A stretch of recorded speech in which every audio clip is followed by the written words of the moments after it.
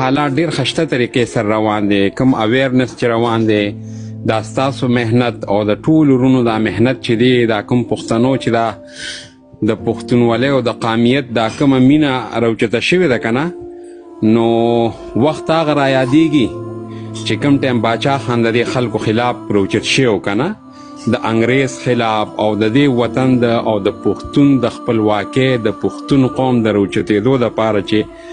کم خوب هغه او کم مهنت هغه کړی نو هغه شی اوس د منظور پښتون په شکل کې راوچت شوی دی. خو چې د کومو تکلیفاتو نه هغه تیر شوی و